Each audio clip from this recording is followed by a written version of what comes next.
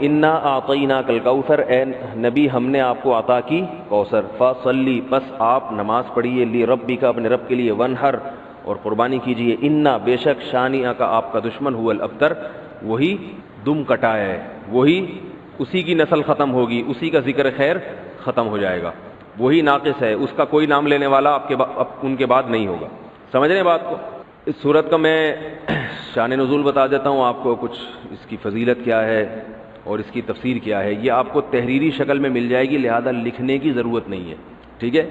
جیسے سورہ فلق اور سورہ ناس کا خلاصہ مل گیا نا آپ لوگوں کو، کس کس کو ملا ہے؟ سب کو مل گیا؟ آپ کو نہیں ملا؟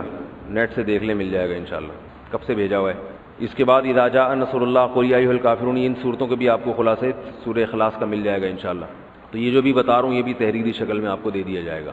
اس صورت کا شان نزول یہ ہے کہ رسول اللہ صلی اللہ علیہ وسلم کو اللہ تعالیٰ نے حضرت خدیجہ سے دو بیٹے دیے تھے، ایک کا نام تھا قاسم اور ایک کا نام تھا ابراہیم۔ آپ صلی اللہ علیہ وسلم کی جتنی بھی اولاد ہوئی ہے صرف حضرت خدیجہ سے ہوئی ہے، حضرت خدیجہ کے علاوہ آپ کی اولاد کسی اور زوجہ سے نہیں ہوئی۔ حضرت خدیجہ سے 4 بیٹیاں تھیں اور 2 بیٹے، ایک بیٹے کا نام قاسم، دوسرے کا نام ابراہیم۔ قاسم کی جب ولادت ہوئی ان کا بھی انتقال ہو گیا، اور ابراہیم کی ولادت ہوئی تو ان کا بھی انتقال ہو گیا۔ عرب میں نرینہ اولاد کی بڑی اہمیت تھی، کیونکہ انسان کا نسب اس کی نرینہ اولاد سے چلتا ہے، بیٹیوں سے نہیں چلتا۔ بیٹیاں تو غیروں کی ہوتی ہیں، رخصتی ہو کے دوسروں کے ہاں چلی جاتی ہیں، ان کے نسل میں اضافہ کرتی ہیں، ان کی نسل بڑھاتی ہیں، اپنے شوہر اور اپنے شوہر کے ددیال کی نسل میں اضافہ کریں گی، وہ اپنے باپ کی نسل میں اضافہ کون کرتا ہے؟ بیٹا، کیونکہ نسب کس سے چلتا ہے؟ باپ سے چلتا ہے، سوائے بلاول بھٹو کے۔ بلاول بھٹو کے بارے میں کہتا ہوں کہ بلاول بھٹو اسلامی تاریخ، غیر مسلموں کے ہاں تو ماں سے چلتا ہے جو نیچر کے خلاف ہے، لیکن اہل اسلام میں، اسلامی تاریخ میں سوائے بلاول بھٹو کے آج تک کوئی ایسا شخص پیدا نہیں ہوا جس کے نسب اور خاندان ماں سے چلتا ہو۔ بلاول بھٹو زرداری کے بیٹے ہیں، مگر خاندان ان کا کیا کہلاتا ہے؟ قوم جو آخر میں لگتی ہے وہ بھٹو کہلاتی ہے، حالانکہ وہ بھٹو ان کی والدہ تھیں، ان کے والد محترم بھٹو نہیں۔ تو سیاست میں انہوں نے نسب ہی کو بگاڑ دیا اپنا، سمجھ رہے بات کو؟ تو یہ سیاسی لوگ اتنے خطرناک ہوتے ہیں کہ یہ اپنے باپ کے نسب کو بدل دیتے ہیں سیاست کے چکر میں، کیونکہ زرداری لگے گا تو ووٹ نہیں ملیں گے، ووٹ بھٹو کے نام کو کیش کرانا ہے۔ خیر، تو رسول اللہ صلی اللہ علیہ وسلم کے 2 بیٹے ہوئے، دونوں کا انتقال ہو گیا۔ عرب میں بے اولادی کو بھی معیوب سمجھتے تھے، کیونکہ آپ کی نسل چلے گی بیٹوں سے، اور بیٹے ہیں جو باپ کی بہت زیادہ عزت کا ذریعہ بنتے ہیں۔ بیٹیوں کے اپنے فضائل ہیں، لیکن ظاہر ہے نسل بیٹیوں سے نہیں چلتی۔ تو جب نبی صلی اللہ علیہ وسلم کے دونوں بیٹے مر گئے، دنیا سے چلے گئے، تو عاص ابن وائل بہت بڑا دشمن تھا اہل اسلام کا، وہ اور قریش، دیگر قریش، وہ یہ کہنے لگے کہ محمد صلی اللہ علیہ وسلم معاذ اللہ ابتر ہیں۔ کیا مطلب؟ ان کی نسل ختم، اور ان کا نام لینے والا ان کے بعد دنیا میں کوئی نہیں ہوگا، کیونکہ بیٹے ہی نہیں ہیں، تو یاد کون رکھے گا؟ اولاد ہی نہیں ہے، باپ دادا کے نام کون لے گا؟ اولاد تو ہے ہی نہیں، بیٹیاں ہیں۔ سمجھ رہے بات کو؟ آپ صلی اللہ علیہ وسلم کو اس طعنے سے تکلیف ہوتی تھی، تو اس پر یہ صورت نازل ہوئی کہ اے نبی، آپ کا ذکر ختم نہیں ہوگا، آپ کی روحانی اولاد بہت ہوگی، باقی اللہ نے آپ کو بیٹا کیوں نہیں دیا، یا دیا تو اٹھا کیوں لیا، اس کی حکمت ایک اور مقام پہ بیان کی گئی ہے، وہ میں بتاتا ہوں آپ کو بعد میں۔ لیکن بتایا گیا کہ اے نبی، آپ کا ذکر ختم نہیں ہوگا، بلکہ یہ جو کہہ رہے ہیں نا کہ آپ کو خیر نہیں ملی، ابتر اسے کہتے ہیں جس کی نسل میں، یا جس کو، کیونکہ جس کی اولاد نہیں ہے نا اس کو یہ سمجھا جاتا ہے، اور حقیقت بھی ایسا ہی ہے کہ بہت بڑی خیر سے محروم ہو گیا، وہ بڑھاپے میں خدمت کے لیے نہیں ہے، کاروبار سنبھالنے کے لیے کوئی نہیں ہے، دین کے مشن کو آگے لینے کے لیے، چلانے کے لیے نہیں ہوگا، اور تذکرہ نسل میں نہیں ہو سکے گا، تو یہ ساری بھلائیوں سے انسان محروم ہو جاتا ہے۔ تو نبی کو تسلی دی گئی، انا اعطینا الکوثر، اے نبی ہم نے آپ کو خیر کوثر، کہتے ہیں خیر کثیر کو، بہت زیادہ بھلائیاں ہم نے آپ کو عطا کر دی ہیں۔ کوثر سے نہر کوثر تو ہے، لیکن کوثر کا جو لغوی مطلب ہے، ڈکشنری میں جو مطلب ہے وہ کیا ہے؟ اصل میں حوض کوثر کو نہیں کہتے، بلکہ کسے کہتے ہیں؟ خیر کثیر۔ اے نبی ہم نے آپ کو خیر کثیر عطا کی ہے، جس میں کیا ہے؟ نبوت، عزت، آپ کا قیامت تک تذکرہ ہوتا رہے گا، یہ ساری چیزیں ہم نے آپ کو عطا کر دی ہیں، لہذا ان کے طعنوں سے پریشان ہونے کی ضرورت نہیں ہے۔ ان کے نرینہ اولاد ہوگی تو بھی ان کا تذکرہ نہیں ہوگا، اور آپ کے نرینہ اولاد نہ ہو کے بھی آپ کی روحانی اولاد قیامت تک باقی رہے گی۔ اور آپ کا تذکرہ بہت زیادہ ہوتا رہے گا. یہ خیر کثیر ہم نے آپ کو عطا کی ہے. پھر اسی خیر کثیر میں سے ایک خیر حوض کوثر بھی ہے، جس کا نام کوثر اس لیے رکھا گیا کہ وہ ایک پانی کی نہر ہے جو نبی صلی اللہ علیہ وسلم کو قیامت کے دن دی جائے گی، اور آپ صلی اللہ علیہ وسلم خود بھی اس سے پئیں گے اور اپنے امتیوں کو بھی اس سے پلائیں گے. اس پانی میں بھی اللہ نے خیر کثیر رکھی ہے. وہ خیر کثیر کیا ہے وہ ابھی انشاءاللہ میں بتاؤں گا. تو اس کا مصداق یعنی یہ آیت منطبق ہوتی ہے حوض کوثر پر بھی. ٹھیک ہے، تو یہ تو اس کا شان نزول ہے کہ اللہ نے بتا دیا کہ یہ جو آپ پر طنز اور طعنے کر رہے ہیں یہ لوگ ہیں جن کی نسل ہے ختم ہونے والی. ان کا نام لینے والا کوئی بھی نہیں ہوگا. بڑے بڑے سرداروں کے نام تو لیا جاتا ہے ان کا آج، لیکن اچھے جذبے سے نہیں لیا جاتا. ان کا نام برائی کے طور پہ لیا جاتا ہے. یہ تو اس صورت کا ہو گیا شان نزول. اس صورت کی فضیلت کیا ہے؟ حدیث میں آتا ہے، صحابہ کہتے ہیں کہ ہم بیٹھے ہوئے تھے رسول اللہ صلی اللہ علیہ وسلم کے ساتھ مسجد میں. آپ صلی اللہ علیہ وسلم پر ایک دم کچھ غنودگی سی طاری ہوئی، بے ہوشی کی کیفیت طاری ہوئی جیسے وحی میں ہوتی تھی. تو اس کے بعد جب آپ صلی اللہ علیہ وسلم بالکل بیدار ہوئے ہیں، نارمل حالت میں آپ صلی اللہ علیہ وسلم آئے ہیں، تو بڑے خوش تھے اور آپ صلی اللہ علیہ وسلم نے اس صورت کی تلاوت کی. اللہ کے نبی پر جب وحی آتی تھی نا، تو جیسے ہی آپ صلی اللہ علیہ وسلم ہوش کی حالت میں آتے تھے تو فوراً ان آیتوں کی تلاوت شروع کر دیا کرتے تھے تاکہ میں بھول نہ جاؤں. تو آپ نے فوراً بسم اللہ الرحمن الرحیم پڑھا اور انا اعطیناک الکوثر فصل لربک وانحر ان شانئک هو الابتر. یہ آیتیں نازل ہوئیں اور آپ نے فوراً ان آیتوں کی تلاوت شروع کر دی. جب یہ شروع ہوئی تو صحابہ نے پوچھا یہ کوثر کیا چیز ہے؟ آپ صلی اللہ علیہ وسلم نے فرمایا میرے رب نے مجھے بشارت دی ہے کہ قیامت کے دن مجھے ایسی نہر ملے گی. وہ نہر ایسی ہے کہ اس کے جو پیالے ہیں جس سے لوگ پانی پئیں گے وہ چاندی کے ہیں، اور ان کی تعداد ان پیالوں کی گلاسوں کی اتنی ہے جیسے آسمان کے ستارے. اور اس نہر کا پانی برف سے زیادہ سفید ہے اور شہد سے زیادہ میٹھا ہے. اور میری امت میں کوئی بھی اس کا پانی پیے گا تو اسے کبھی بھی پیاس نہیں لگے گی. میدان حشر میں جو لوگوں کا سب سے بڑا مسئلہ ہوگا وہ پیاس ہوگا، سب سے بڑا مسئلہ. اور کہتے ہیں سمندروں کا پانی بھی اگر پی لے کوئی ساتوں سمندروں کا تو اس کی پیاس نہیں بجھے گی. تو میرے اللہ نے مجھے یہ نہر دی ہے، جو میرا امتی اس سے پی لے گا اسے کبھی بھی ہمیشہ کے لیے اس کی پیاس ختم ہو جائے گی. پھر آپ صلی اللہ علیہ وسلم نے فرمایا اسی موقع پر اسی حدیث میں کہ کچھ میری امتی آئیں گے حوض کوثر سے پانی پینے کے لیے، فرشتے انہیں وہاں سے ہٹائیں گے، دھتکاریں گے. میں کہوں گا کہ یہ میرے امتی ہیں تو فرشتے کہیں گے کہ آپ کو علم نہیں ہے ما احدثوا بعدک، کہ انہوں نے آپ کے بعد بدعتیں ایجاد کر لی تھی. ہیں تو آپ کے امتی مگر انہوں نے آپ کے دین میں تبدیلیاں کر لی تھی. جو دین آپ ان کو دے کر گئے تھے اس پر انہوں نے قناعت نہیں کی، اپنی طرف سے اس میں اضافے کیے، ایڈیشن کہتے ہیں نا، بہت ساری چیزیں بڑھا لی انہوں نے. تو اس میں وعید بھی آپ صلی اللہ علیہ وسلم نے بتا دی کہ حوض کوثر سے بدعتی کو پانی پینے کی توفیق نہیں ملے گی. نون والقلم وما یسطرون. نون اللہ اعلم بمرادہ، اس کے حقیقی معنی اللہ ہی جانتے ہیں. ان کو حروف مقطعات کہا جاتا ہے. الف لام میم، جیسے قرآن میں ہے نا الف لام میم صاد حامیم حامیم عین سین قاف. اس کی حقیقی معنی کیا ہے کسی کو معلوم نہیں ہے. اللہ کے نبی کو معلوم تھے یا نہیں تھے یہ ہمیں نہیں پتہ. ہمیں نہیں بتایا گیا کہ اس کا علم اللہ نے اپنے نبی کو بھی دیا یا نہیں دیا. آج ایک بڑا مسئلہ ہمارے ساتھ یہ ہے کہ جس کو جس چیز کا نہیں پتہ ہوتا تو وہ ہر چیز میں ٹانگ اڑاتا ہے. تو بہت سی چیزیں ہمیں نہیں پتہ تو اس کا جواب یہی ہے کہ ہمیں نہیں پتہ. ہمیں نہیں پتہ بھائی اس کی کیا مطلب ہے اس کا. البتہ اتنی بات ہے کہ اللہ کا کوئی حکم حکمت سے خالی نہیں ہوتا. تو اس میں ہمیں جاننا چاہیے کہ اس میں حکمت کیا ہے. یقینی طور پر تو اللہ نے ہمیں حکمت بھی نہیں بتائی، مگر اسلاف میں بعض حضرات سے منقول ہے کہ اس میں حکمت یہ ہے کہ اللہ بتا دیتے ہیں اس طرح کے الفاظ کہ جتنا علم میں نے تمہیں دیا ہے وہ تو تمہیں پتہ ہے، جو علم میں نے تمہیں نہیں دیا تم ساری زندگی بھی ٹکریں مارتے رہو گے، تمہیں کچھ بھی سمجھ میں نہیں آئے گا. تو ہتھیار ڈال دو میرے سامنے. سورہ بقرہ شروع ہو رہی ہے الف لام میم، بس ہمیں نہیں پتا بھائی کیا مطلب ہے اس کا. الف لام میم ختم. اب ہم کچھ نہیں اس کی جان سکتے. بھئی اللہ تو نے ہمیں بتا دیا، جتنا بتایا اس پر ایمان نہیں بتایا تو ہم اعتراف کریں گے، کیونکہ ایسا تو ہو نہیں سکتا کہ اللہ کا کلام ہو اور بے مقصد ہو. تو کوئی مفہوم تو ہوگا لیکن ہم نہیں جانتے. دوسرا اس میں ایک آزمائش بھی ہے کہ بعض لوگوں کو ہر چیز میں گھسنے کا شوق ہوتا ہے. ایک حکمت یہ بھی ہے. تو کون ہے جو یہاں اپنی جہالت کا اعتراف کر کے خاموش ہو جائے گا, اور کون ہے کہ جو اپنی جہالت کا اعتراف نہیں کرے گا, وہ تحقیق میں گھستا رہے گا. دیکھیں گھر میں ایسا ہوتا ہے کہ والدین بعض دفعہ بچوں کو منع کر دیتے ہیں, بیٹا یہ تمہارے مطلب کی چیز نہیں ہے, یہ فائل مت دیکھنا, یہ خط مت پڑھنا, یہ جھانکنا نہیں تحریر میں کیا ہے. بچہ اگر عقل مند ہوگا کہے گا بھائی ابو نے فائل دیکھنے سے منع کیا ہے, بھائی آپ کی مینٹل اپروچ سے اوپر کی چیز ہے یہ. لیکن وہ اگر شرارتی ہوگا تو وہ وہیں گھسے گا جس چیز سے ابا نے منع کیا ہے. یہ بھی آزمائش ہے.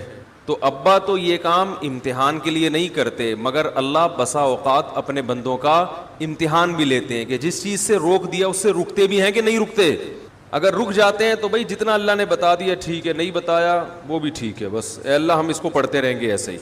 آخرت میں اللہ شاید بتا دے اپنے بندوں کو بھائی اس کا یہ مطلب تھا, اس کا یہ مطلب تھا. تو ایسے صرف الف لام میم نہیں ہے, بہت سی چیزیں ایسی ہیں جو ہمیں معلوم نہیں ہیں. تو میں ممبر پہ بیٹھتا ہوں نا, پہلے سوچتا ہوں آج بیان کروں گا کیا میں. بھائی 2 آیتیں ہیں وہ تو مطلب بتا دوں گا, 15 منٹ میں مطلب مکمل ہوگا. لیکن جب بیٹھتا ہوں تو میں سوچتا ہوں کہ اس کو وقت کے اندر ختم کیسے کروں میں. بیٹھنے کے بعد کچھ ایسے اللہ کی مدد ہوتی ہے اور زبان کھلتی ہے, دماغ کھلتا ہے کہ ایسے ایسے مضامین اللہ ذہن میں ڈالتا ہے جس کی طرف میری خود بھی پہلے توجہ نہیں ہوتی. یہی طلبہ کو پڑھاتے ہوئے, طلبہ کو میں تفسیر پڑھاتا ہوں نا, تو میں نے ایک رجسٹر رکھوایا ہوا ہے طلبہ کو کہ رجسٹر رکھو اور ایک پین رکھو, قلم رکھو.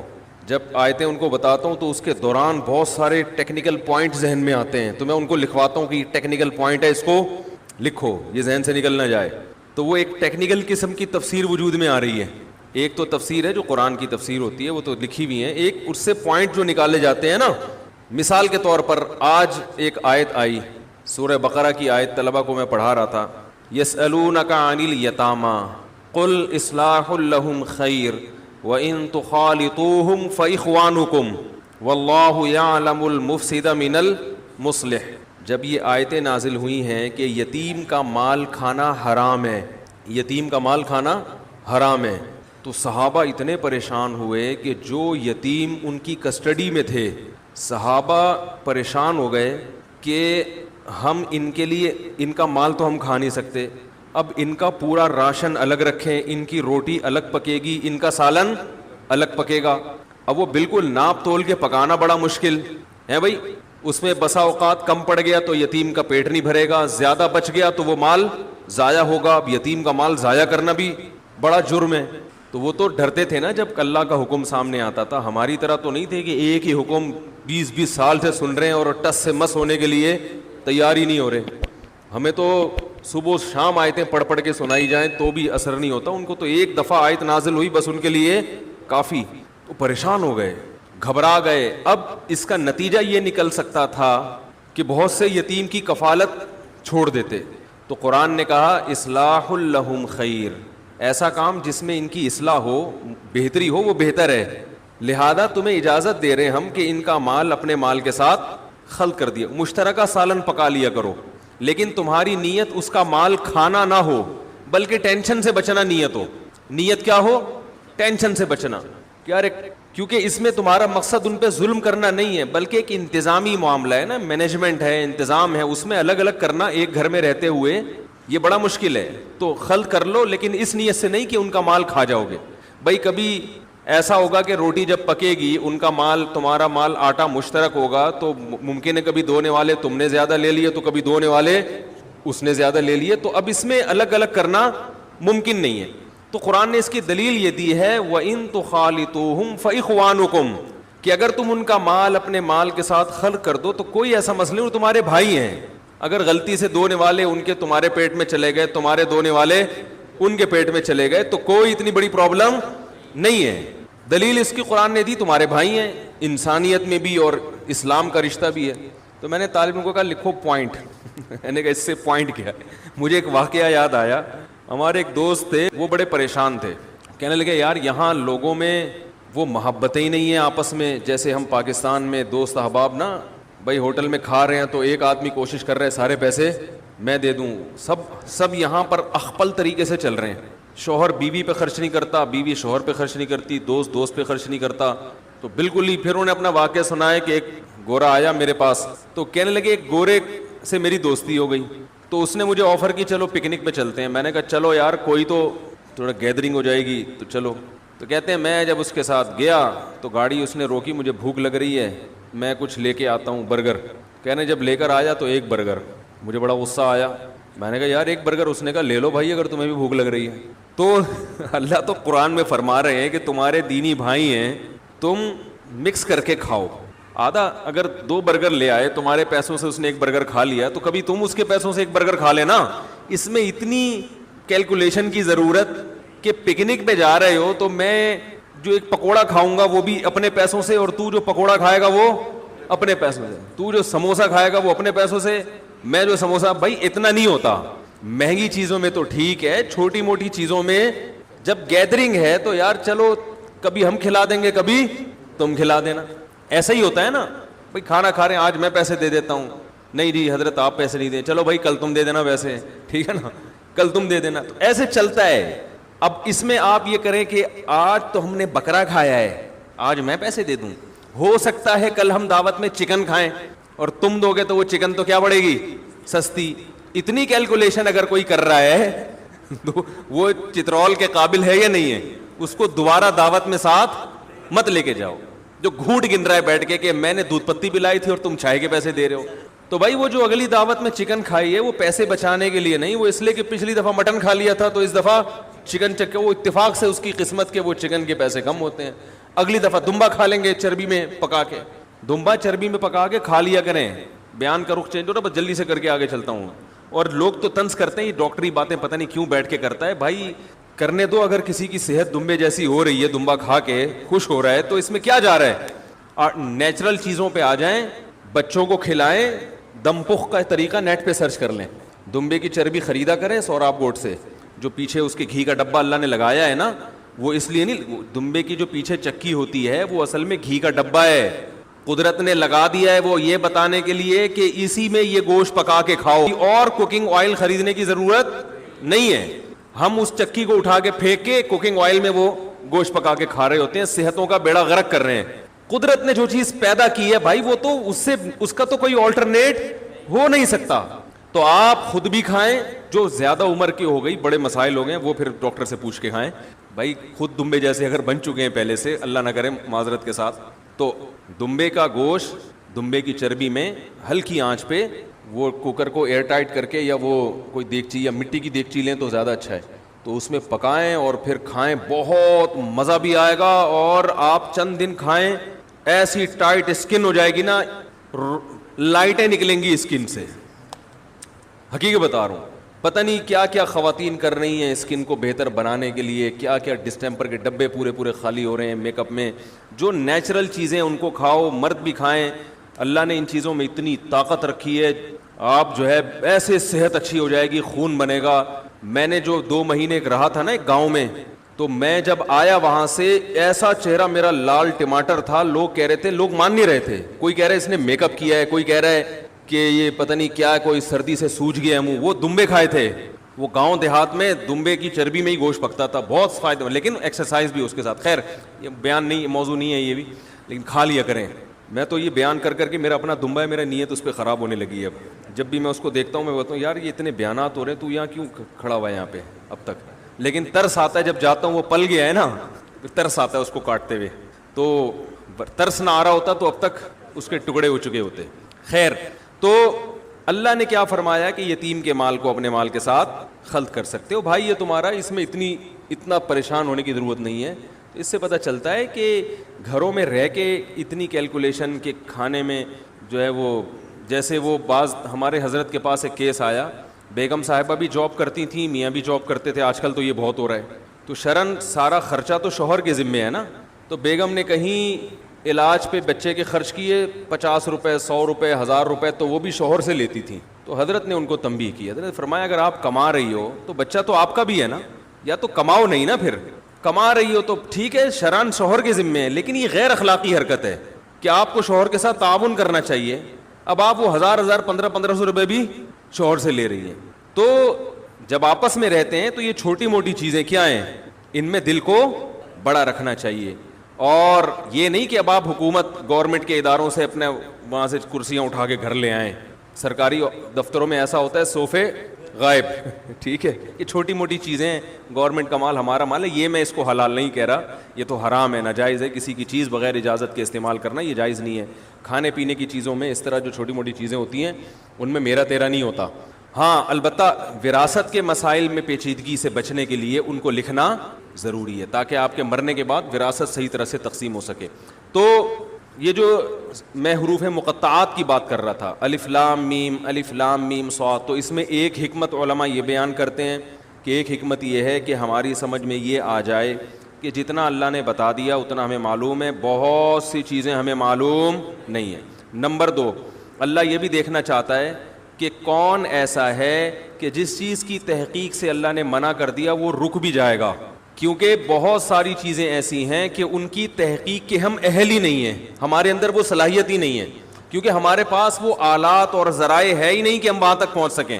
جیسے روح, اب جو لبرل لوگ ہیں نا وہ روح کا انکار کرتے ہیں کہ روح کیا ہوتی ہے, کہتے ہیں روح کیا ہے, یہ تو کوئی لیبارٹری میں روح نام کی کوئی چیز تو ہے ہی نہیں. تو یہ کنفیوژن لوگوں کو شروع سے ہے. تمام پیغمبروں نے ہمیں بتایا کہ انسانی جسم میں روح ہوتی ہے, اور ہم جب مرتے ہیں تو روح نہیں مرتی, روح جسم سے نکل جاتی ہے. اب یہ ہمیشہ سے, پہلے زمانے میں بھی حکیم ہوتے تھے نا, ان کی بھی تحقیقات ہوتی تھی, تو ہمیشہ سے یہ اعتراض پیغمبروں پر کیا یہ روح کی ڈیفینیشن کیا ہے. تو اللہ نے قرآن میں بتایا وَيَسْأَلُونَكَ عَنِ الرُّوحِ, کہ یہ لوگ آپ سے روح کے بارے میں پوچھتے ہیں.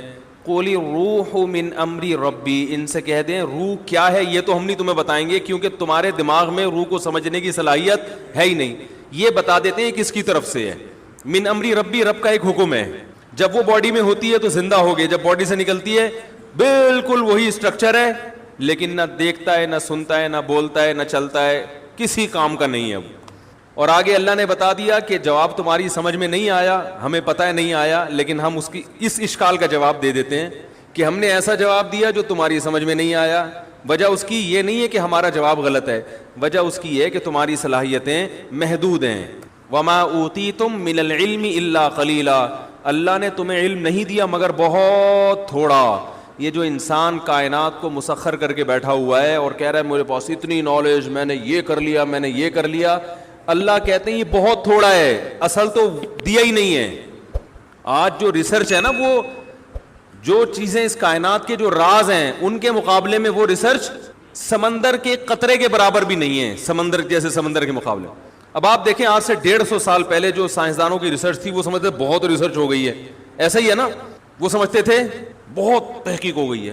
اب اگر کوئی پرانے زمانے کا سائنسدان آئے بولے بھائی ہم تو بالکل ہی فارغ تھے, ہمیں تو کچھ پتہ ہی نہیں تھا, ایسا ہی ہے نا, تو ایسا ہی 200 سال کے بعد ہمیں بیوقوف سمجھیں گے. وہ بولیں گے یار یہ 4G استعمال کرتے تھے, اتنے بیوقوف لوگ. یہ ایسا ہی ہے جیسے ہم جہاز میں بیٹھتے ہیں تو گدھے پہ جو جا رہے ہیں ہم اس کو بیوقوف سمجھتے ہیں نا, ارے یہاں بیٹھے اور 2 گھنٹے میں سعودی عرب اتر گئے, اور ایک آدمی گدھے پہ بیٹھ کے آ رہا ہو, تو ہم کہیں گے نا یار یہ کیسے لوگ ہیں, گدھے پہ تو کئی سال لگ جائیں گے اس کو, اور اس دوران گدھا مر چکا ہوگا, دوسرا گدھا لینا پڑے گا. ٹھیک ہے.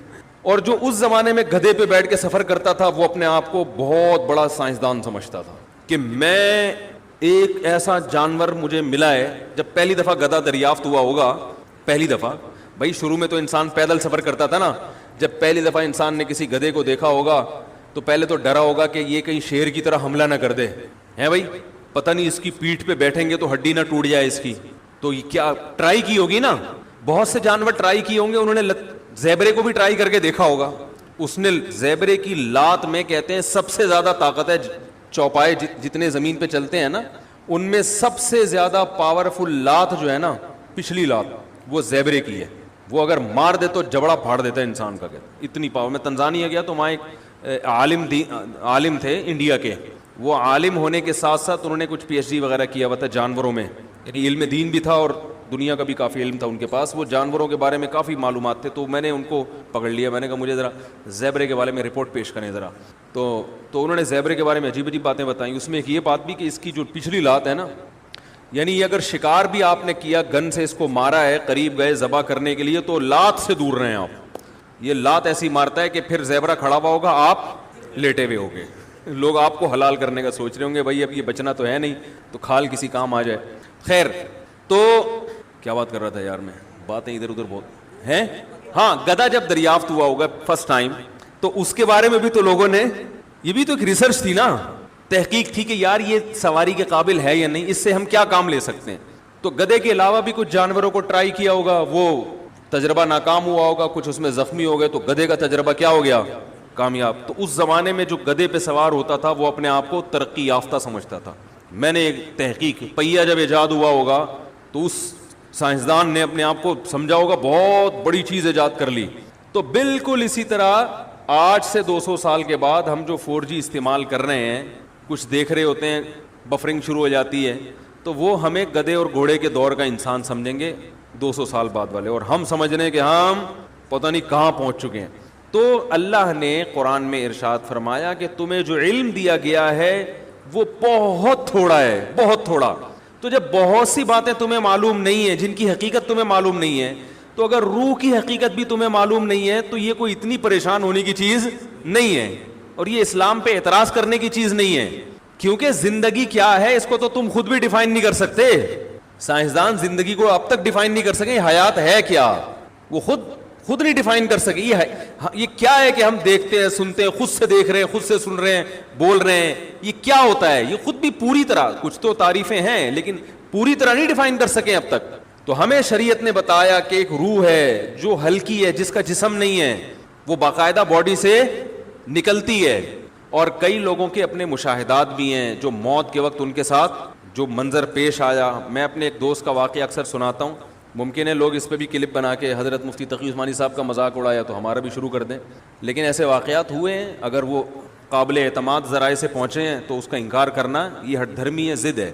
میرے ایک دوست ہیں, بہت پرانے دوست ہیں, 18 سال سے میرا خیال ہے میں ان کو جانتا ہوں, بہت پرہیزگار ہیں. ان کی پرہیزگاری پہ کوئی الحمدللہ لوگ شبہ نہیں کرتے, باقی حقیقت تو اللہ ہی جانتا ہے, کسی کے بارے میں یقینی طور پر تو نہیں کہہ سکتے, لیکن بہت نیک ہیں, ہمارے ساتھ رہے, طالب علم تھے. ان کا ایکسیڈنٹ ہوا, اور ایسا ایکسیڈنٹ ان کا ہوا کہ بچنے کی امید نہیں تھی. ہاسپٹل میں, آغا خان ہاسپٹل میں ایڈمٹ ہوئے, 60 بوتلیں خون کی چڑھی ہیں ان کو, 60. ڈاکٹروں نے جواب دے دیا تھا کہ یہ بچنے والے نہیں ہیں, اس لیے کہ انہوں نے ان بعد میں پتہ چلا وہ کہہ رہے تھے ان پہ اتنا خرچہ آئے گا کہ آپ لوگ افورڈ نہیں کر سکتے اس کو. تو خیر وہ خرچہ ہوا, اور 60 بوتلیں ان کے پہ خون کی چڑھی ہیں. خرچہ اسی سے لیا کہ جنہوں نے ایکسیڈنٹ کیا تھا نا, وہ ایکسیڈنٹ بھی کیسے ہوا تھا. یہ جو لوگ اپنی اولادوں کو انہوں نے آوارہ گرد بنا رہے ہیں نا, لبرل لوگ, معاشرے میں ہر برائی کی جڑ میں آپ کو لبرل پنا نظر آئے گا, بتا دوں میں. اور یہ لبرل لوگ ہر برائی کی بنیاد مولویوں کو قرار دے رہے ہیں, حالانکہ ہر فساد کی جڑ یہ لوگ ہیں. ہر فساد کی جڑ میں لبرلزم نظر آئے گا آپ کو. امریکہ میں کتنا بہترین قانون ہے, یورپ میں کتنا اچھا قانون ہے, وہاں اگر کوئی جرم ہوتا ہے نا اس کے پیچھے مذہب کی مخالفت ہوگی. شراب پی کے ڈرائیونگ کر رہے ہیں تو بندہ مار دیا, تو شراب کو کون حلال کہتا ہے؟ مولوی لوگ حلال کہتے ہیں. بے روزگاری ہو, بندہ ٹھا کرنے کی یاد تھوڑی ہے آپ کو. ہم تو کہتے ہیں غصے میں طلاق دو, وہ ہو جاتی ہے. غصے کی وجہ سے ہم کسی چیز کو حلال نہیں کرتے. لوگ آتے ہیں نا غصے میں طلاق دے دی, ہم کہتے ہیں بھائی طلاق محبت سے نہیں ہوتی کبھی کی جا میری محبوبہ اور میری پیاری. تو غصے کا تو مطلب ہی ہے کہ کنٹرول کرو. قرآن میں اللہ نے جگہ جگہ فرمایا والکاظمین الغیظ, اہل جنت کی علامت ہے غصے کے کڑوے گھونٹ کو نگلتے ہیں. تو مذہبی لوگ تو غصے کے پینے کو ثواب قرار دیتے ہیں. لبرل لوگوں کے ہاں ثواب کا لفظ ہی نہیں ہے, تو وہ اگلا غصہ کیوں پیے گا بھائی؟ ثواب تو آخرت میں ملے گا نا. لبرل لوگوں کے ہاں پیسے ثواب ہیں, تنخواہ اچھی ہو جائے تو یہ ثواب ہے, تو غصہ پینے سے تنخواہ اچھی بولو بھائی نہیں ہوتی. تو آخرت, جنت, جہنم یہ تو مذہبی لوگ بتاتے ہیں, علماء بتاتے ہیں. اور لبرل لوگ تو یہ ان کے ہاں تو جنت جہنم ہی نہیں ہے. جنت جہنم ہی نہیں ہے تو وہ غصہ پی کے کیوں ٹینشن میں آئے گا؟ وہ کہے گا بھائی بھیڑ دو, گاڑی چڑھا دو اس کے اوپر. غصے میں آیا ہوا اور باس پہ غصہ جاری نہیں کر سکتا تو بیگم پہ آگے غصہ نکالتا ہے. بیگم پہ غصہ آیا, وہ ذرا پاورفل ہے تو آگے اپنے ملازمین پہ نکال دے گا غصہ. حضرت مفتی محمد شفیع صاحب رحمہ اللہ تعالی مولوی تھے. کیونکہ آج جب سے یہ فساد چودھری کے علماء کے خلاف بیانات آئے ہیں نا, لوگ بہت بڑھ چڑھ کے اپریشیٹ کر رہے ہیں اس کو. یہ ہے صحیح انسان کا بچہ, یہ ہے صحیح جو ہے نا ملک میں جو ہے وہ براڈ مائنڈڈ. تو میں حضرت مفتی محمد شفیع صاحب رحمہ اللہ تعالیٰ لکھا ہوا ہے تحریر میں کہ جب مجھے اپنی اولاد پہ غصہ آتا ہے نا تو میں اس وقت ان کو کچھ نہیں کہتا, اس لیے کہ اس بات کا خوف ہوتا ہے کہ غصے میں کہیں حد سے تجاوز نہ کر جاؤں. اندازہ لگاؤ یار, جن لوگوں کے دل میں آخرت کا خوف ہے, حالانکہ اولاد تو ویسے بھی اپنے کنٹرول میں ہوتی ہے, اور پھر وہ بچے بھی ماشاءاللہ مفتی تقی عثمانی صاحب جیسے جب وہ چھوٹے تھے، لیکن کیا کہتے ہیں جب غصہ ختم ہو گیا پھر بلا کے اگر مارنا ہے تو جو بھی اعتدال کے ساتھ مارا جائے گا تو وہ بھی اس میں پھر اعتدال رہتا ہے. غصہ آیا تو انسان کہتا ہے چپیڑ دو بس اس کو، ٹھیک ہے نا، ایسی کی تیسی کر دو. اتنا کنٹرول، کیونکہ یہ نبی نے سکھایا ہے. لبرل لوگوں کے پاس غصے کو کنٹرول کرنے کا، وہ موٹیویشنل اسپیکر تو ہیں لیکن وہ صرف ہوائی باتیں ہیں ان کی. وہ بتاتے ہیں کہ کنٹرول کرنے سے یہ فائدہ ہوتا ہے، یہ لوگ فرق پڑتا ہے. میں نہیں کہہ رہا کہ اس سے فرق نہیں پڑتا معاشرے میں، لیکن جاندار جو تحریک ہے نا، جو جاندار یعنی ایسی موٹیویشن ملے انسان کو کہ وہ عملی طور پر اس پہ آمادہ بھی ہو جائے، وہ صرف اسلام کے پاس ہے. دیکھو عبداللہ ابن مسعود رضی اللہ تعالی عنہ ایک دفعہ اپنے غلام کو مار رہے تھے.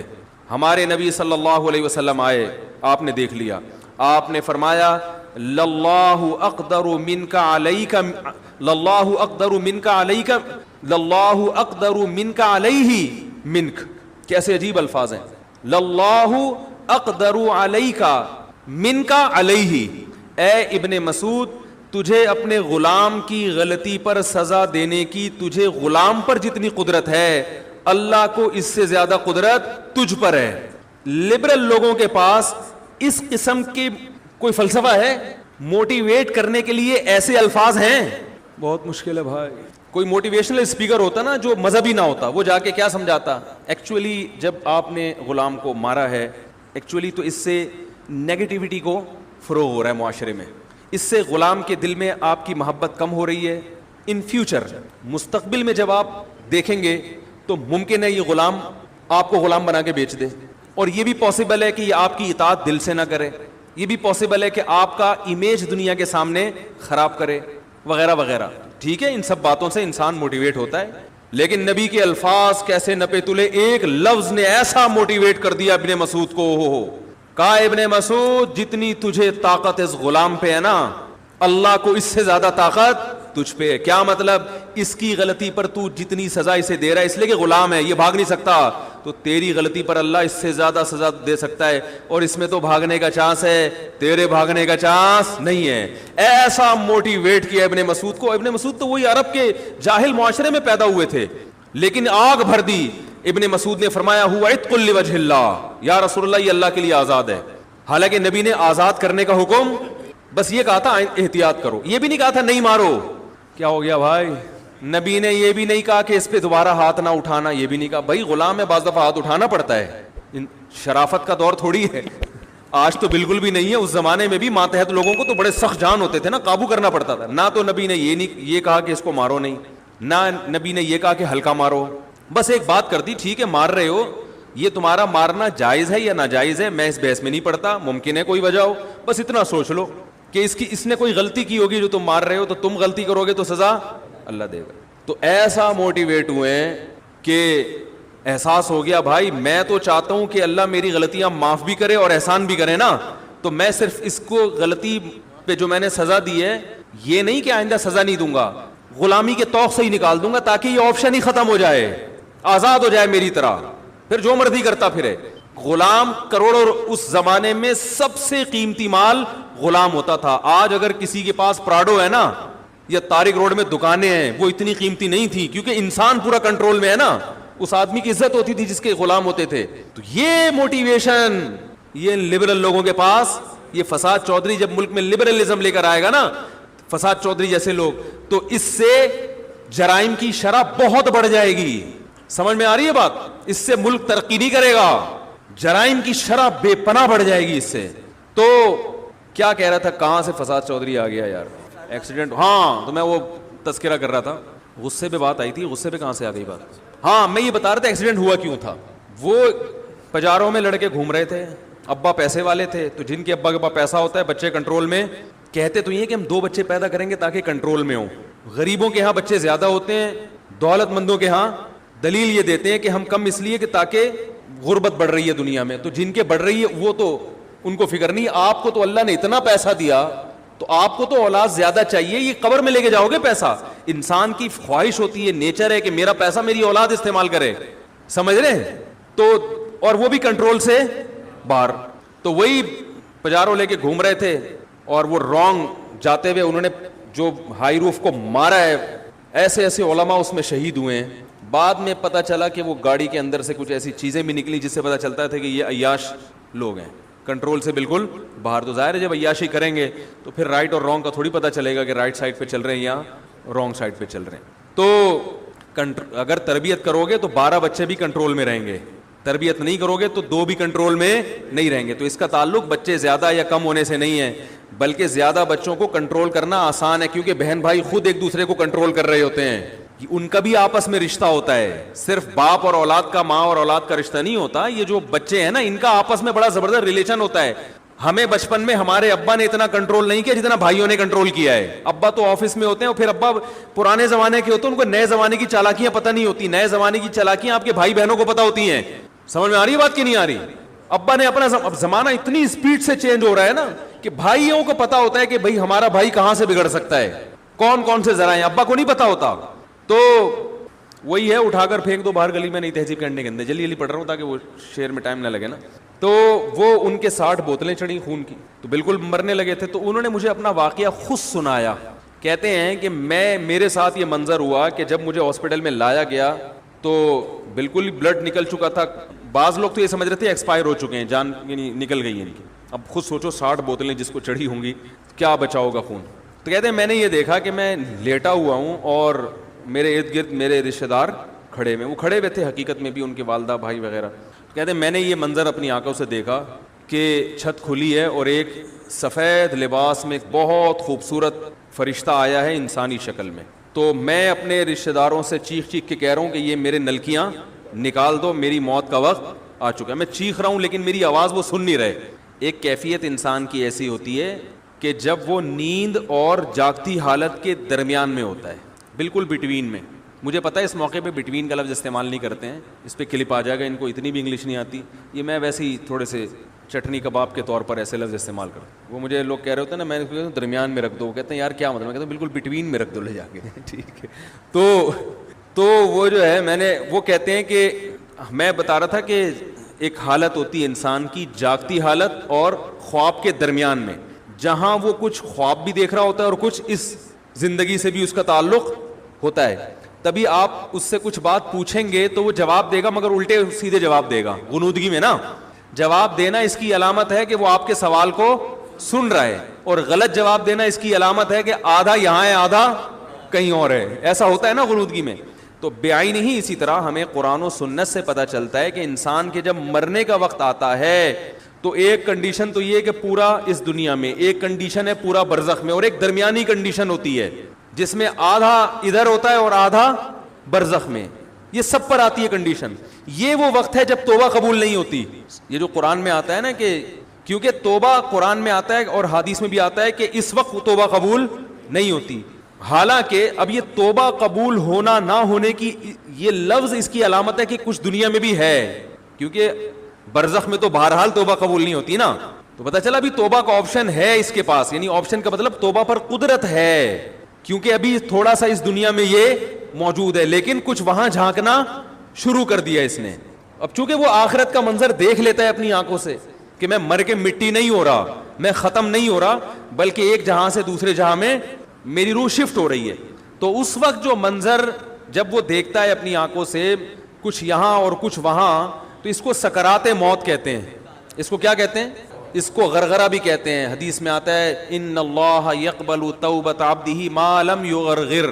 جب روح اٹکنے لگتی ہے نا اس وقت تک اللہ بندے کی توبہ قبول کرتے ہیں, اس وقت نہیں کرتے پھر, کیونکہ اب یہ ایمان غیب کا نہیں رہا, اب یہ دیکھ لیا انسان نے. اب وہ سارے اس کے دلائل جو ہے نا کہ میری عقل نہیں مانتی, مجھے اللہ نظر نہیں آتا, اور مجھے تو فرشتے نظر نہیں آتے, آج تک سائنسدانوں نے کوئی لیبارٹری میں فرشتہ دریافت کیوں نہیں کیا, یہ ساری اس کی بحثیں کیا ہو جاتی ہیں, یہاں ختم ہو جاتی ہیں. اللہ اس کو دکھا دیتے ہیں. تو وہ کہتے ہیں کہ میں نے دیکھا کہ اس کنڈیشن میں ہوں میں, اور میں نے دیکھا کہ چھت کھلی ہے, میں چیخ رہا ہوں کہ بھائی ہٹ جاؤ, میری موت کا وقت آ گیا, یہ نلکیاں نکال دو. کیوں؟ اور وہ فرشتہ قریب آتا جا رہا ہے. کہہ رہے وہ قریب آتے آتے آتے آتے اس میں خوشبوئیں, بڑا خوبصورت اس کا چہرہ, بڑا نورانی اس کا سفید لباس اس کا. تو کہہ رہے ہیں اب دیکھو دینداری ہے نا, تو ہر وقت اللہ کی رضا کی فکر کہ اس موقع پر کیا کرنا ہے. کہہ رہے میں سوچ رہا اس موقع پر نبی کی کیا سنت ہے. تو فوراً خیال آیا نبی صلی اللہ علیہ وسلم نے آخری عمل جو کیا تھا وہ مسواک کا کیا تھا. دیکھو اسلام میں صفائی کی کیا ویلیو ہے یار. دنیا سے جانے سے پہلے دانت صاف کر کے جا رہے ہیں بھائی. کیا ہو گیا بھائی؟ میں حیران اس لیے ہو رہا ہوں کہ ہم اپنے حالات دیکھ لیں نا. سنتے تو ہیں یہ جو گٹر ابل رہے ہیں یہ دنیا سے جانے, یہ تو بالکل زندگی میں ہے, بلکہ اس کی وجہ سے دنیا سے جا رہے ہیں لوگ. بیماریاں پھیل رہی ہیں, کچھ گٹر میں ڈوب کے ہلاک ہو رہے ہیں, کچھ گر کے ہلاک ہو رہے ہیں, پتہ نہیں کتنے بچے غائب ہیں. اللہ معاف فرمائے, ہمارے محلے میں جہاں میں رہا کرتا تھا ایک بچہ صبح سے غائب ہوا, 6-7 سال کی عمر. اعلانات ہو رہے ہیں مسجدوں میں. مغرب میں کسی نے کہا یار یہ گٹر کھول کے دیکھو, کیونکہ گٹر کا ڈھکن جو ہے نا ایسے تھا کہ وہ یعنی ایسے جھولتا تھا. تو وہ 6 سال کا بچہ جب گٹر کا ڈھکن ہٹایا اندر مرا ہوا پڑا ہوا ہے. کیا ماں باپ پہ گزری ہوگی, بیچارہ کب سے چیخ رہا ہوگا اندر. تو ڈھکنوں کی یہ حالت ہے. تو ادھر نبی صلی اللہ علیہ وسلم, فساد چودھری کو چاہیے ان چیزوں کو فوکس کرے. بولے بھائی اسلامی کنٹری ہے تو ہم حقیقی معنوں میں اس کو اسلامی ملک بنائیں گے. سب سے پہلے ہم اسلام میں طہارت کا حکم ہے تو صفائی مہم سے ہم شروع کرتے ہیں. ایسی باتیں کرو گے ہم آپ کو سینے سے لگائیں گے, ہم آپ کو گلے لگائیں گے. جب بیٹھیں گے الٹی, ہر 4 دن میں کوئی نہ کوئی نئی الٹی بات آ رہی ہوتی ہے. تو کام دھیلے کا نہیں ہے کام دھیلے کا نہیں ہے, اور باتیں الٹی. 1980 میں مدارس بنا دیے تھے تو یہ کر دیا تھا. تو بھائی ٹھیک ہے بن گئے تھے مدارس, وہ تو پہلے سے بنے ہوئے ہیں. ضیاء الحق نے اور تھوڑی ترقی دے دی. تو آپ یہ کہو بھائی مدارس, اور ضیاء الحق نے ترقی کا مطلب فنڈ کچھ نہیں دیا تھا. آج تک کسی گورنمنٹ نے مدارس کو ایک دھیلا بھی نہیں دیا ہے. حساب لیا ہے کہاں سے آ رہا, اور پریشان ہوئے ان کے پاس آتا کہاں سے ہے. پھر پتہ چلتا لوگ دیتے ہیں. تو لوگ اس لیے دیتے ہیں کہ لوگوں کو آپ پر اعتماد نہیں ہے, لوگوں کو مدارس پر اعتماد ہے. اگر آپ اپنا اعتماد بحال کر لو تو لوگ بھی آپ کو بھی دیں گے انشاءاللہ. اعتماد ہی نہیں ہے لوگوں کو, پتہ نہیں کھا جائیں گے, کیا کریں گے لوگ. تو زکاتیں بینکوں سے نکال لیتے ہیں لوگ, حکومت کو لوگ زکات نہیں دیتے. تو آپ یہ کہتے بھائی ہم نے یہ تو مولویوں نے مدارس تو آباد کر دیے, یہ ان کا بڑا کمال ہے کہ انہوں نے مدارس آباد کیے. ہماری ذمہ تھا کہ ہم یونیورسٹیوں کو آباد کرتے, اس میں ہم پیچھے رہ گئے, تو ہمیں شرمندگی ہے, ہم یونیورسٹیوں کو بھی کیا کریں گے آباد. ایسی باتیں کرتے, ہم کہتے ہیں ماشاءاللہ سبحان اللہ. پھر کہتے بھائی تو یہ پازیٹیوٹی پھیلائیں گے تو بھائی ہم بھی آپ کا ساتھ دیں گے. الٹی باتیں پھینکتے رہو گے بیٹھ کے. تو پہلے ہی ملک میں خلفشار اتنا ہے, آپس میں لڑائیاں جھگڑے پھڈے, منفی سوچ, تو اور وہ سوچ بڑھے گی. تو بھائی مجھے تھوڑی دیر بعد بتا دیا کریں میں کہاں کھڑا ہوا تھا. تو فرشتہ آ رہا تھا, پہنچا تھا, یہ راستے میں تھا, ابھی پہنچا دیا تھا میں نے. اچھا وہ فرشتے کو چھت سے نیچے پہنچانے میں بہت ٹائم لگ گیا ہے. ایک دفعہ میں نے بیان کیا, بہت پرانا, یہ بہت پہلے کی بات ہے, اس وقت ریکارڈ نہیں ہوتا تھا. تو میں مثال دے رہا تھا سگنل سے نا. تو وہ بیان تھا میرا ماڑی پور میں, نیول کالونی میں. وہاں سے گلبائی ایک اڈا ہے, گلبائی تک پہنچتے ہیں تو تقریباً 15-20 منٹ لگ جاتے ہیں. تو میں مثال دے رہا تھا کہ سگنل پہ جب آپ گلبائی کے سگنل پہ جب آپ پہنچے تو دیکھو لال بتی ہوگی تو آپ رکو گے. تو میں سمجھاتے نا بہت لمبا بیان ہو گیا. تو ایک پٹھان دوست نے میرے کہنے لگے یار گلبائی آدمی 15 منٹ میں پہنچتا ہے, آپ نے 1.5 گھنٹے میں گلبائی پہنچایا ہے ہمیں. کہہ رہے ویسے ہم چلے جاتے ہیں نا تو 15 منٹ پہنچ جاتے ہیں, اور آپ ابھی گئے نہیں ہو, صرف بتا رہے ہو. تو بتانے میں آپ 1.5 گھنٹے میں گلبائی, تو آگے گلبائی سے آگے پھر شیرشاہ بھی ہے, ناظم آباد بھی ہے, وہ تو اور ٹائم لگے گا. تو وہ فرشتہ کہاں تک پہنچا تھا, اچھا قریب آ گیا تھا. تو وہ جو ہاں مسواک پہ بات آئی تھی, تو وہ انہوں نے, میں صفائی کی بات کر رہا تھا, تو انہوں نے کہا کہ کہتے ہیں میں نے کہا کہ بھائی فوراً کیا چاہیے, مسواک, تاکہ اب فرشتے کے یہاں تک پہنچنے سے پہلے میں کیا کر لوں, نبی صلی اللہ علیہ وسلم کی یہ سنت زندہ کر لوں, مسواک کر لوں. تو وہ کہہ رہے میں چیخ رہا ہوں, کوئی مجھے مسواک نہیں دے رہا. وہ فرشتہ آیا آتے کہہ رہے میں اس کی ناک میری ناک کے بالکل قریب پہنچ گئی, بالکل ابھی ٹچ ہونے والی تھی کہ اس نے ایسے نیگیٹو میں نا سر ہلانا شروع کر دیا, نہیں ہوتے ہوتے ریورس ہو گیا, وہ چلا گیا. اور کہہ رہے میں ہوش میں آ گیا. یعنی ہوش کا مطلب میرے حواس مکمل کیا ہو گئے, بحال ہو گئے. تو اور یہ اور بھی بہت لوگوں کے ساتھ واقعات ہوئے ہیں. ہماری نانی اس طرح کا ایک واقعہ سنایا کرتی تھی. تو بہت لوگوں کے ساتھ ممکن ہے یہ دماغی تخیل ہو, عین ممکن ہے, لیکن ہمیں جو شریعت نے جو بتایا وہ بالکل اسی طرح بتایا کہ ایسا ہوتا ہے. ان کے ساتھ سچی مچی میں ہوا ہے, یہ ان کو دماغ میں خلل ہوا تھا, یہ مجھے معلوم نہیں, لیکن یہ بھی تو ممکن ہے کہ یہ حقیقی واقعہ ہو. کیونکہ جب ایک چیز شریعت نے بتائی ہے کہ ایسا ہوتا ہے, تو بھائی اگر کسی کے ساتھ ہو رہا ہے تو بلا وجہ اس کا انکار کرنے کی ضرورت نہیں ہے. جیسے شریعت نے بتایا قبر کا عذاب ہوتا ہے, بعض دفعہ وہ عذاب اللہ دنیا میں دکھا دیتے ہیں. اب اگر کوئی شخص کہہ رہا ہے میں نے اس عذاب کو اپنی آنکھوں سے دیکھا ہے, آپ اس کا مذاق اڑانا شروع کر دو, اور وہ آدمی بھی قابل اعتماد ہو, عین ممکن ہے وہ نہ دیکھا ہو, اس کا دماغی تخیل ہو, لیکن یہ بھی تو پاسبل ہے کہ دیکھا ہو. ہمارے ایک دوست نے ایک واقعہ سنایا تھا قبر کے عذاب کا.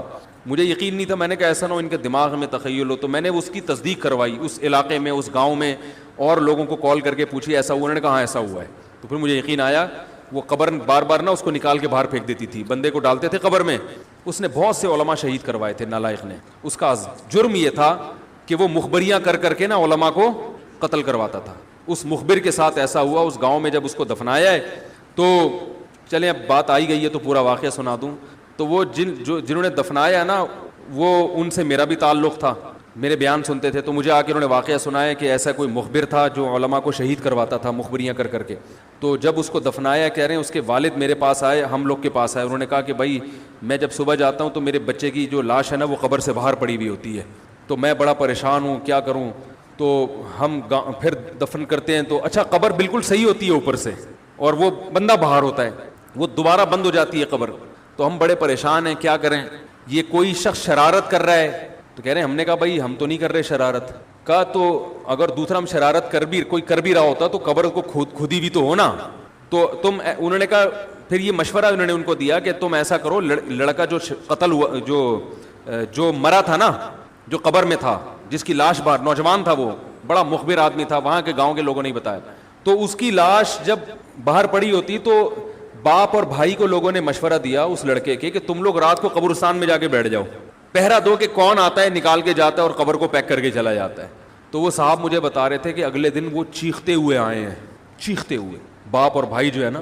کہہ رہے ہم نے رات کو منظر دیکھا کہ پہلے ہمیں رات جب اندھیرا ہوا ہے نا تو قبر کے اندر سے چیخنے کی آواز آئی اور ہمارے سامنے قبر کھلی ہے تو ہم نے اس لڑکے کو دیکھا کہ آگ جل رہی ہے اس کی لاش پہ اور وہ ایسے ایسے اپنے سر کو پیٹ رہا ہے.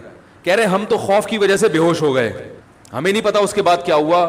ہوش میں آیا تو وہ لاش باہر پڑی ہوئی تھی. تو میں نے کہا یار پھینکو بھی دنیا میں کم نہیں ہوتے. تو میں نے پھر تصدیق کے لیے ایک دو لوگوں سے رابطہ کیا، انہوں نے بتایا کہ ایسا ہوا ہے ہمارے ساتھ. تو یہ جو ترکی کا جو تھا نا اتا ترک، وہ مصطفیٰ کمال کو میں اکثر بیچارے کو کمال اتا ترک جو ہے نا، تو وہ غلطی سے کئی دفعہ میں نے کمال اتا ترک کے چکر میں مصطفیٰ کمال کا واقعہ بیان کر دیا. وہ مصطفیٰ کمال کا نہیں ہے، وہ کمال اتا ترک ہے. تو بھائی مصطفیٰ کمال اگر سن رہے ہو تو پیشگی معذرت.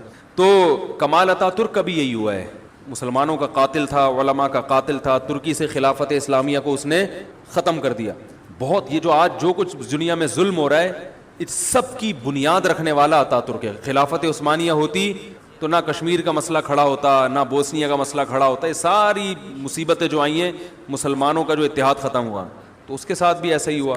اس کو جب قبر میں دفنایا قبر نے باہر پھینک دیا تو نتیجہ یہی نکلا کہ اس کی قبر زمین کے اوپر ہے. تو وہ جو اس کے فالوورز ہیں وہ کہتے ہیں دیکھو ہمارے حضرت اتنے پہنچے ہوئے ہیں کہ اوپر دفن ہے. تو جو بوڑھے بوڑھے لوگ ہیں نا ترکی کے وہ آپ کو بتائیں گے کہ یہ محترم کو زمین نے قبول نہیں کیا، نکال کے باہر. تو بعض دفعہ قبر خود بتا دیتی ہے، بعض دفعہ اچھا مجھے چلیں چھوڑیں، بات سے بات نکل جائے گی، وہ ہمارا موضوع رہ جائے گا. تو فرشتہ کہاں پہنچا؟ قریب، ہاں واپس چلا گیا تھا فرشتہ، ٹھیک ہے. تو وہ بالکل قریب آ کے واپس چلا گیا. تو ایسا ہوتا ہے بعض دفعہ، ہوتا ہے، ایسے واقعات ہیں بہت سارے. تو اصل بات کیا چل رہی تھی جو میں یہ واقعہ یہاں پر لائے ہیں؟ ہاں حروف مقطعات کی بات چل رہی تھی، روح کی بات چل رہی تھی، روح کی. تو اسی طرح روح کی حقیقت کیا ہے یہ ہمیں معلوم نہیں ہے، لیکن ایک ہے، اس کا جسم نہیں ہے، وہ ہلکی چیز ہے، وہ سیکنڈوں میں سفر کرتی ہے.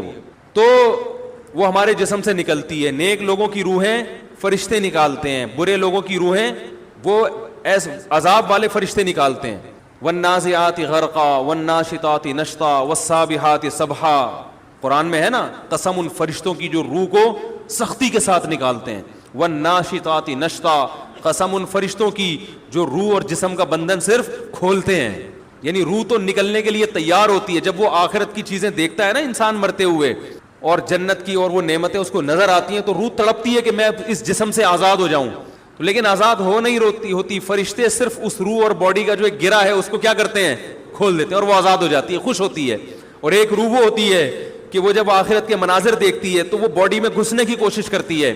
تو فرشتے کیا کرتے ہیں؟ اس کو نزع کرتے ہیں، کھینچتے ہیں. اس کی ایک مثال دی ہے بعض صحابہ نے کہ جیسے مخمل کا کپڑا جھاڑیوں میں پھنس جائے کتنا مشکل ہے اس کو نکالنا، تو ایسے برے آدمی کی روح کو گھسیٹ کے نکالا جاتا ہے. تو حقیقت ہے، سائنس یہاں تک نہیں پہنچی تو یہ اس کی علامت نہیں ہے کہ یہ حقیقت کے خلاف ہے، بلکہ اللہ نے قرآن میں فرما دیا وما اوتیتم من العلم الا قلیلا، ہم نے تمہیں علم بہت تھوڑا دیا ہے، بہت تھوڑا دیا ہے ہم نے. تو اسی طرح میرے بھائی حروف مقطعات کا علم بھی اللہ نے ہمیں نہیں دیا. تو میں جلدی نمبر وار اس کی حکمتیں بیان کر دوں جلدی سے. وہ حکمتیں دو ہوتی ہیں تو پھر کہیں اور چلا جاتا ہوں میں. پہلی حکمت میں نے بیان کی حروف مقطعات کی کہ ہمیں اپنی جہالت کا اعتراف ہو جائے. دوسری حکمت علماء کہتے ہیں کہ یہ بھی ایک آزمائش ہے کہ جس چیز کا علم نہیں دیا ہم اس کے در پہ نہ ہوں، اس میں نہ گھسیں تحقیق میں. اور تیسری حکمت ہمیں یہ بھی پتہ چلتی ہے کہ یہ تو بڑی زبردست حکمت ہے، یہ تو آج کل کے جو متجددین ہیں نا ان پر بڑا زبردست رد ہے، جو کہتے ہیں قرآن کے الفاظ بغیر سمجھے پڑھنا بے فائدہ ہے. ابھی جناب پروفیسر غامدی صاحب کا بھی ایک نیا فتویٰ بھی آیا ہے کہ حفظ قرآن کیا، انہوں نے کہا ہے کہ نبی کے دور میں تو عالم اس کو کہا جاتا تھا قرآن کا جو معنی اور مفہوم جانتا تھا، اب حفظ ایک الگ چیز شروع کر دی ہے، صرف الفاظ رٹنا. تو کچھ ایسے الفاظ انہوں نے استعمال کیے جس سے یہ جھلک رہا ہے کہ یہ کوئی بہت اہم کام نہیں ہے. حالانکہ حدیث میں کیا آتا ہے، رسول اللہ صلی اللہ علیہ وسلم نے ارشاد فرمایا کہ جس نے قرآن مجید کا ایک حرف پڑھا ہے اس کے لیے 10 نیکیاں. پھر آپ نے فرمایا کہ میں یہ نہیں کہتا کہ الف لام میم ایک حرف ہے، بلکہ الف ایک ہے، لام ایک ہے اور میم ایک ہے. تو آپ نے مثال کس کی دی؟ حروف مقطعات کی، جس کا مطلب کسی کو معلوم نہیں ہے. تو پتہ چلا بغیر سمجھے پڑھنے سے بھی کتنی نیکیاں ملتی ہیں؟ 30 نیکیاں. بہت مشکل ہے بھائی. اگر حروف مقطعات نہ ہوتے تو آپ صلی اللہ علیہ وسلم مثال دیتے الحمد جس نے کہا تو الف پہ اتنی، تو الحمد کا تو مطلب تو پتہ چلتا ہے کہ بھائی جس کو الحمد کا مطلب آتا ہے یہ تعویل کی جا سکتی تھی کہ اس کو اتنی ملیں گی.